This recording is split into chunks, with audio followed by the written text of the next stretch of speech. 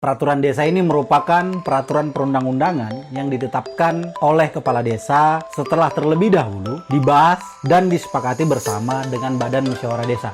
Perdes ini menjadi penting dalam pengelolaan pemerintahan di desa. Desa bicara. Desa bicara. Desa bicara. Desa bicara.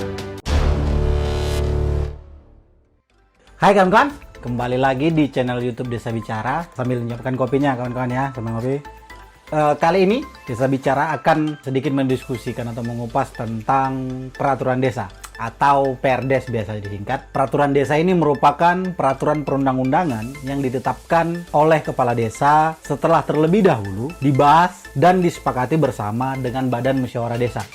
Tentu Badan Musyawarah Desa memiliki juga ruang yang sama terkait perumusan peraturan desa ini. Peraturan desa merupakan salah satu bagian penting dari kewenangan yang dimiliki oleh desa untuk mengatur, mengelola, dan menjalankan kewenangan yang berada di desa. Nah, hal ini tentu berkaitan dengan semangat yang tersurat di Undang-Undang Desa, Undang-Undang Nomor 6 Tahun 2014 tentunya. Melalui Undang-Undang Desa ini, peraturan desa diatur di bab ke-7 pasal 69 dan pasal 70. Peraturan desa atau Perdes ini terdiri dari 3 jenis. Yang pertama itu peraturan desa itu sendiri, yang kedua peraturan bersama kepala desa, yang ketiga peraturan kepala desa. Perdes atau peraturan desa sebelum disahkan terlebih dahulu harus melalui pembahasan bersama dan disepakati bersama tentunya dengan BPD dalam rencana kerja pemerintah desa atau yang lebih dikenal dengan RKPDes. Beberapa contoh peraturan desa yang dapat menjadi Perdes yang tentunya berkaitan dengan contoh misal APBDes, ada juga terkait pungutan misalkan di desa atau soal tata ruang. Dan ada lagi satu lagi yang bisa dijadikan Perdes adalah terkait dengan organisasi pemerintahan desa. Di mana Perdes terkait organisasi pemerintahan desa ini harus mendapat evaluasi tentunya dari bupati atau wali kota sebelum ditetapkan menjadi peraturan desa. Tentu juga Perdes tidak boleh bertentangan dengan kepentingan umum dan atau ketentuan peraturan perundang-undangan yang lebih tinggi. Yang lebih tinggi dalam artian misal contoh ada peraturan bupati, ada peraturan wali kota, atau peraturan daerah, atau peraturan pemerintah, dan tidak boleh tentunya bertentangan dengan undang-undang. Dalam setiap perumusan peraturan desa, kepala desa wajib mengkonsultasikan rencana peraturan desa kepada masyarakat desa. Maka masyarakat desa tentunya berhak memberikan masukan terhadap rencangan peraturan desa tersebut. Hal ini berkaitan dengan partisipasi masyarakat dalam setiap peraturan-peraturan desa yang akan dibuat oleh desa. Untuk pelaksanaan dari peraturan desa sendiri, maka kepala desa wajib membuat perkades atau peraturan kepala desa sebagai pelaksana dari Perdes ini.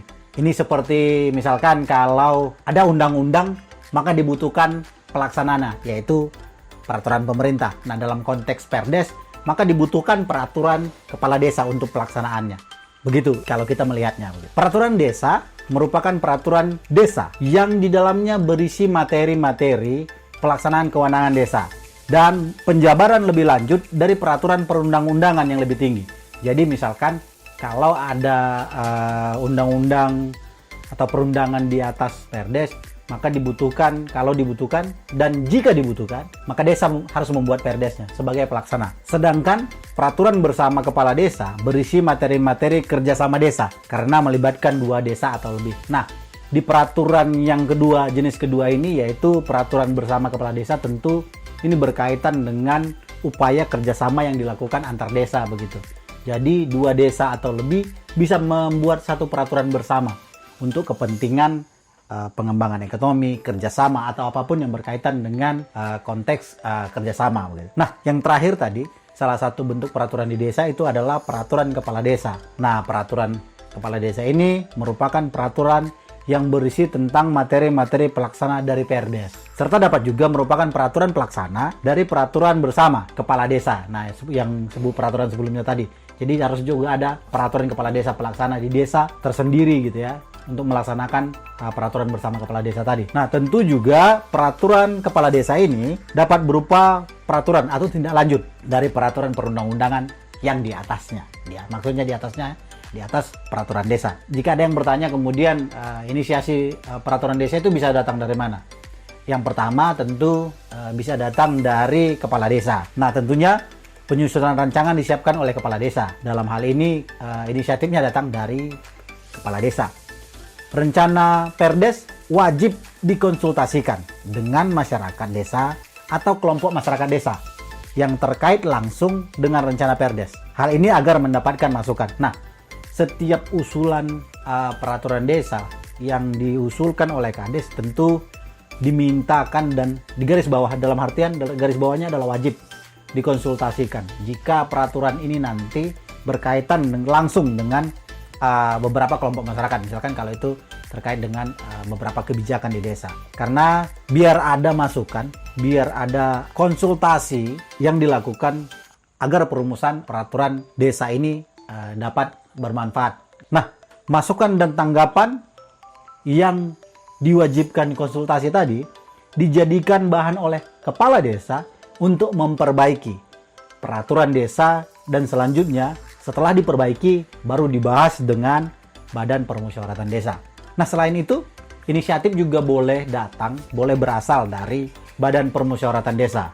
Nah, rancangan Perdes tentunya disiapkan oleh Badan Permusyawaratan Desa, baik itu ketua maupun anggota dari BPD. Beberapa Perdes yang bisa diusulkan oleh Badan Permusyawaratan Desa diantaranya contoh rancangan Perdes tentang rencana pembangunan jangka menengah desa atau RPJMDes, atau mungkin contoh rencana peraturan desa tentang rencana kerja pemerintahan desa.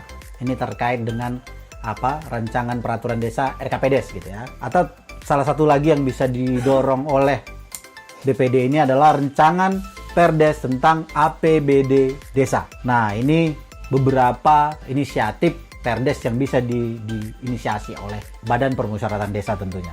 Nah, bagaimana sebenarnya proses pembuatan peraturan di desa begitu ya? Baik tadi peraturan desa maupun peraturan bersama kepala desa atau peraturan kepala desa gitu. Nah, dalam konteks ini tentunya Badan Permusyawaratan Desa mengundang kepala desa untuk membahas dan menyepakati rencana peraturan desa. Tentu apabila usulan rancangan Perdes berkaitan dengan hal yang sama, misalkan inisiasi terkait dengan misalkan pengelolaan sampah. Ternyata kepala desa dan BPD mengusulkan ide yang sama terkait dengan peraturan desa. Nah, ketika terjadi demikian, maka didahulukan rancangan peraturan yang diusulkan oleh BPD. Sedangkan rancangan yang diusulkan oleh kepala desa digunakan sebagai bahan untuk perbandingan. Nah, rancangan-rancangan peraturan desa yang belum dibahas dapat ditarik kembali oleh pengusul. Misalkan kalau ada usulan dari baik itu kepala desa maupun BPD yang belum dibahas, tentu dapat ditarik kembali. Mungkin untuk dibahas ulang atau dilengkapi, dibutuhkan hal lain, bisa saja ditarik begitu. Nah, rancangan peraturan desa yang telah dibahas tidak dapat ditarik kecuali atas kesepakatan bersama antara pemerintah desa dan BPD. Nah, ini menjadi catatan tersendiri. Ada beberapa proses, misalkan kalau sudah dibahas ternyata tidak bisa ditarik oleh yang mengusulkan. Misalkan yang mengusulkan pemerintah desa terkait dengan pengelolaan sampah misalkan. Ternyata sudah dibahas di antara dua kelembagaan, antara pemerintah desa dan BPD. Nah, ini tidak bisa ditarik kecuali terjadi kesepakatan bersama antara dua institusi ini menyepakati bahwasanya pembahasan ini tidak dilanjutkan. Rancangan peraturan desa atau rancangan Perdes yang telah disepakati bersama disampaikan oleh pimpinan Badan Permusyawaratan Desa kepada kepala desa, ditetapkan menjadi peraturan desa paling lambat 7 hari terhitung sejak tanggal disepakatkan. Jadi ada rentang waktu ketika peraturan desa sudah dibahas dan sudah disepakati, maka pemerintah desa wajib menetapkannya menjadi peraturan desa paling lambat 7 hari setelah tanggal disepakati gitu ya. Rancangan peraturan desa tentunya wajib ditetapkan oleh kepala desa dengan membubuhkan tanda tangan paling lambat 15 hari terhitung sejak diterimanya rancangan peraturan desa dari pimpinan Badan Permusyawaratan Desa. Tentu tahap berikutnya rancangan peraturan desa yang telah dibubuhi tanda tangan ini, baik itu oleh kepala desa, disampaikan kepada sekretaris desa untuk diundangkan. Jadi ada fungsi yang cukup menonjol dari sekretaris desa. Dia juga berfungsi untuk mengundangkan perdes ini gitu. Nah, dalam hal kepala desa, ketika contoh misalkan kepala desa tidak menandatangani rancangan peraturan desa yang sudah dibahas tadi, maka rancangan tersebut wajib diundangkan dalam lembaran desa dan sah menjadi peraturan desa. Kalau sudah dibahas misalkan gitu ya.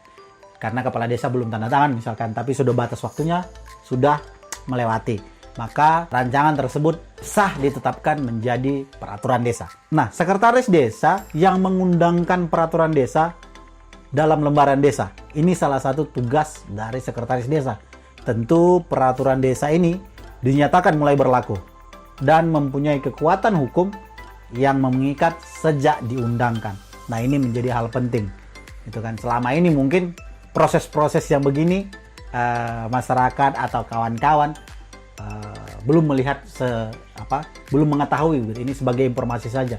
Dan kami yakin dari Desa Bicara kawan-kawan di desa sudah melakukan praktek ini. Nah, selanjutnya dalam proses dan tahapan pengundangan peraturan desa ini tentu ada fase di mana kebijakan ini harus disebarluaskan, baik itu oleh pemerintah desa dan badan permusyawaratan desa, sejak penetapan rencana penyusunan rancangan peraturan hingga penyusunan rancangan peraturan, pembahasan, serta pengundangan. Jadi sudah memang ada agenda tersendiri terkait dengan proses pembuatan peraturan desa. Jadi nggak bisa dalam waktu yang misalkan ada waktu yang dijeda-jeda, tidak. Memang sudah ada tersusun dalam agenda pemerintah desa gitu ya. Nah, penyebarluasan dilakukan untuk memberikan informasi atau memperoleh masukan masyarakat dan para pemangku kepentingan lainnya. Jadi penting kemudian menginformasikan rancangan peraturan desa yang akan dibahas, sampai juga dengan penting juga menginformasikan hasil dari kesepakatan dan diskusi bersama terkait dengan rancangan peraturan desa hingga ditetapkan jadi peraturan desa. Nah, pertanyaannya sebenarnya kadang kan kawan-kawan lupa bahwasanya apa sebenarnya penting peraturan desa ini gitu. Atau mungkin ada banyak kawan-kawan di pemerintahan desa kemudian dalam merumuskan perdes ini karena tergesa-gesa gitu ya, atau memang tidak kuat dalam menjaring ide masukan untuk membuat sebuah peraturan desa, maka terlihat seperti peraturan desa itu hanya seperti persyaratan saja, hanya dibuat udah gitu. Nah, tentunya kami dari Desa Bicara melihat penting peraturan desa bagi desa. Contoh misalkan pada saat situasi pandemi dan krisis saat ini, maka perdes sangat dibutuhkan untuk aturan-aturan yang berubah-ubah begitu. Penting penegasan dan penguatan. Nah, setiap peraturan kehidupan baik itu berbangsa dan bernegara harus berdasarkan hukum. Maka hal ini juga berlaku di desa. Maka desa dalam pelaksanaan pengaturan kehidupan di desa harus berdasarkan hukum. Tentu salah satunya peraturan desa. Tentu juga perdes mengatur hal-hal yang menjadi kewenangan desa yang bertujuan untuk mengelola dan memfasilitasi kepentingan bersama di dalam masyarakat desa. Perdes ini menjadi penting dalam pengelolaan pemerintahan di desa karena perdes ini berkaitan dengan perintah, larangan, izin, dan bahkan pembebasan. Itu kekuatan hukum dari peraturan desa.